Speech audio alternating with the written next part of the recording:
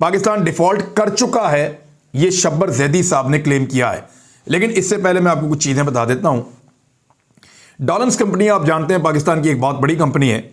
उसके सीईओ ने यह कहा है कि अगर एलसीज ओपन नहीं की जाती, एलसी होती है कि अगर आपने बाहर से कुछ सामान मंगवाया है तो आप एक एलसी के तौर पे मंगवाते हैं कि जी हमने ये पेमेंट आपको करनी है, ये पेमेंट पड़ी हुई है, आप सामान भिजवा दें, ये पेमेंट हमारा मुल्क आपको कर देगा।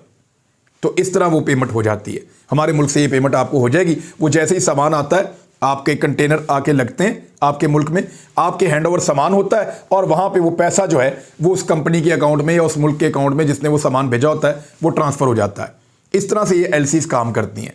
एलसीज ओपन करने से रोक दिया है स्टेट बैंक ऑफ पाकिस्तान ने, लगातार इसको रोक दिया है कि अब एलसीज खोली नहीं जा रही।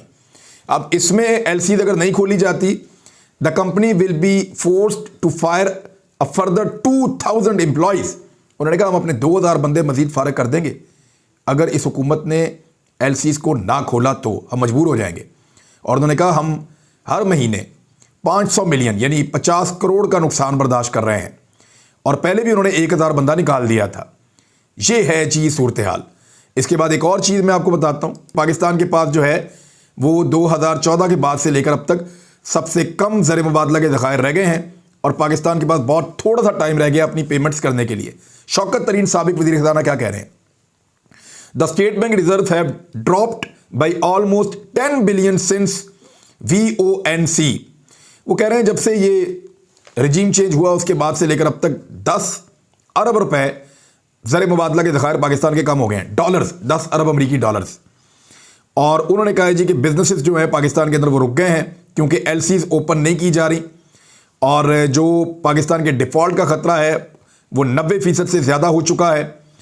ये चीज़ें बता रही हैं कि डिफ़ॉल्ट के करीब हैं या डिफ़ॉल्ट वाला मामला है। और उसके बाद वो कहते हैं रजीम चेंज ऑपरेशन मुकम्मल तौर पे फेल हो गया है, फौरी तौर पे नए इलेक्शन करवाए जाएं। असद उमर क्या कह रहे हैं कि 784 million reduction in state bank reserve this week, कि सिर्फ इस हफ्ते के अंदर 784 मिलियन कम हुआ है। यानी इसको अगर आप ये कहें कि लगभग 80 करोड़ अमरीकी डॉलर्स पाकिस्तान के ज़खायर जो हैं कौमी, उनके अंदर से सिर्फ एक हफ्ते के अंदर कम हो गया है। और इतना कम सिर्फ इससे पहले 2014 में हुआ था।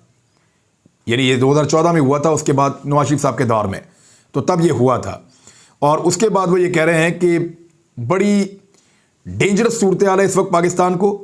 Pakistan defaulting on due external payments on a daily basis. Pakistan रोज़ाना की बुनियाद की ऊपर जो है वो डिफ़ॉल्ट की तरफ जा रहा है। अब ये असद उमर साहब का एनालिसिस है, लेकिन अब मैं आपको बताता हूँ शब्बर जैदी साहब क्या कह रहे हैं। वो कह रहे हैं पाकिस्तान डिफ़ॉल्ट कर चुका है और ये FPR के साबिक चेयरमैन है। उन्होंने कहा टेक्निकली पाकिस्तान डिफ़ॉल्ट हो गया है। मौजूदा हुकूमत के आते ही मईशत की सिमत दूसरी तरफ चली गई थी। वज़ीर ख़ज़ाना इसहाक़ डार और शौकत तरीन मेरे हिसाब से गलत बात कर रहे हैं। पाकिस्तान के पास पेमेंट करने के कोई पैसे नहीं हैं। अब हमारे पास IMF की तमाम शर्तें मानने के अलावा कोई और ऑप्शन नहीं है। डिफ़ॉल्ट दो तरह का होता है, एक ये होता है कि रियासत अपने कर्जे नहीं दे सकती और दूसरा डिफ़ॉल्ट वो होता है जिसमें रियासत इंपोर्टर्स को डॉलर नहीं दे सकती। वो तो हम नहीं दे पा रहे। कानून के मुताबिक इंपोर्टर्स के लिए इंपोर्टर्स को डॉलर फराहम किए जाते हैं इंपोर्ट के लिए। पाकिस्तान इस वक्त टेक्निकल तौर पर डिफ़ॉल्ट कर चुका है।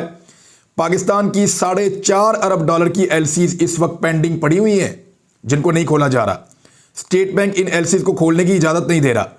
बैंकों को सिर्फ मखसूस एलसीज खोलने की इजाज़त दी जा रही है।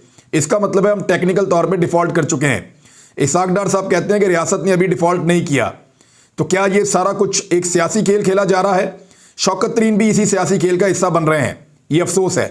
साबिक वज़ीर ख़ज़ाना मिफ्ता इस्माइल दुरुस्त कहते हैं कि हमारे पास कोई चॉइस बाकी नहीं बची।